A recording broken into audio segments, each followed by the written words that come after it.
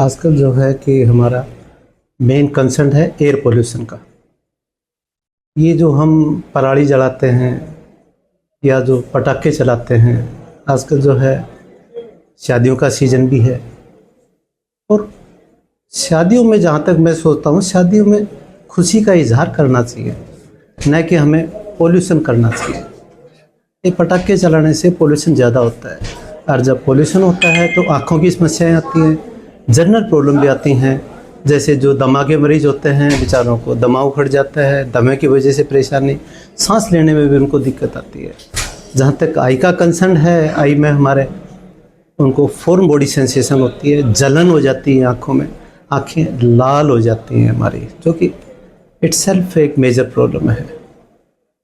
एक आँख ऐसी चीज़ बनाई प्रकृति ने, अगर थोड़ा सा भी इरिटेशन होती है, फॉरेन बॉडी सेंसेशन होती है, तो हमें तुरंत क्या क्या सावधानियां रखनी चाहिए मैं ये बताना चाहूँगा आपको।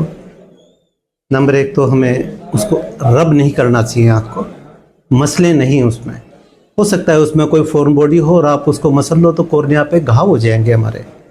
99% कोशिश करो रब ना करें।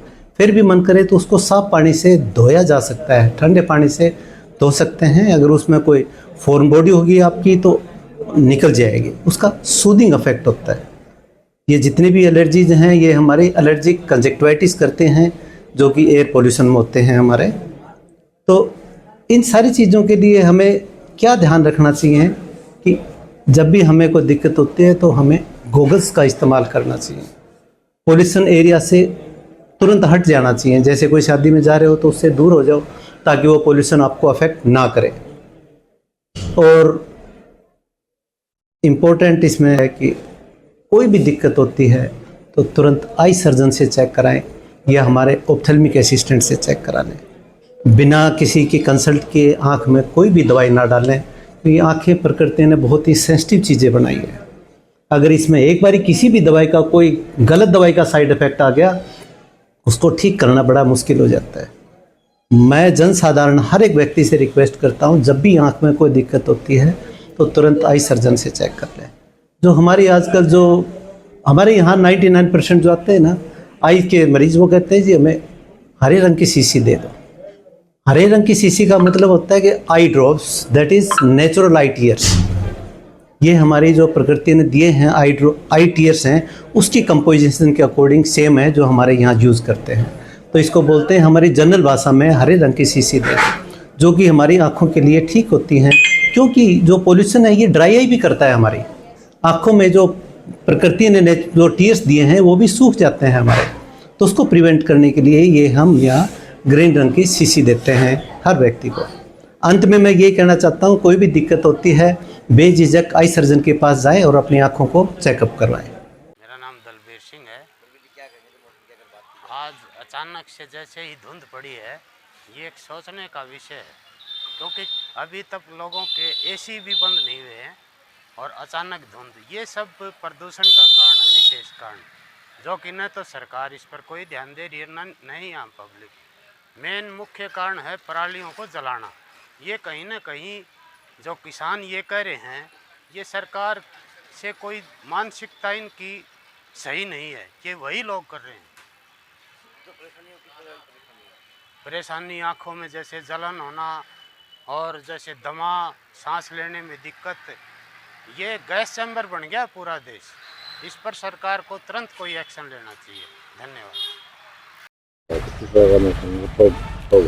अभी जो आप देख रहे हो, आज जो आपको धुंध देखने को मिली है, ये धुंध की जो मेन वजह है वो एक वेस्टर्न डिस्टर्बेंस जो भी पास हुआ है, उसकी वजह से जो नमी आई है, नमी के साथ में क्योंकि हवाएं बिल्कुल धीमी चल रही है और जो डस्ट पार्टिकल है या जो हल्का फुल्का जो धुआं है, उसकी वजह से ये जो धुंध है, जो स्मोक बोलते हैं अपने, फॉग प्लस जो स्मोक के मिलने से जो स्मोक बनता है, उसकी वजह से आपको ये धुंध देखने को मिल रही है।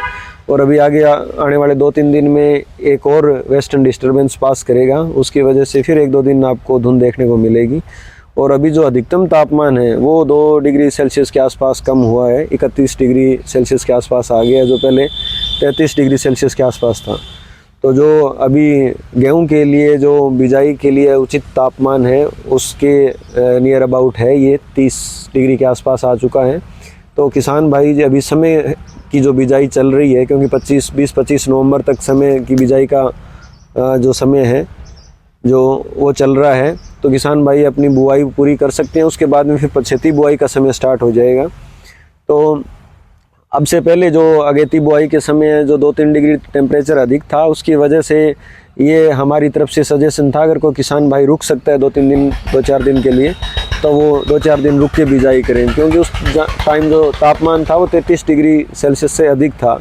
उससे क्या है, कई बार जो गेहूं के अंकुरण में समस्या रहती है, तो इस वजह से हमारी सजेशन थी। अब जो तापमान है वो 31 डिग्री सेल्सियस के आसपास है और आने वाले 1-2 दिन में तापमान के 1 से 2 डिग्री सेल्सियस और कम होने की संभावना है। मैं सुरेंद्र सब्बरवाल।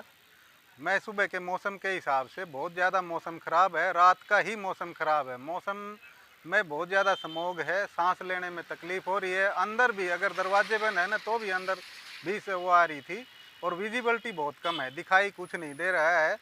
इसके हिसाब से बहुत ज़्यादा तकलीफ़ हो रही है, आँखों में जलन हो रही है, गले में परेशानी हो रही है, गले में दर्द हो रहा है। हमारे को इस मौसम में अब मतलब टाइम इतना हो गया है लेकिन कुछ भी दिखाई नहीं दे रहा है। लाइट वगैरह का बहुत वो है।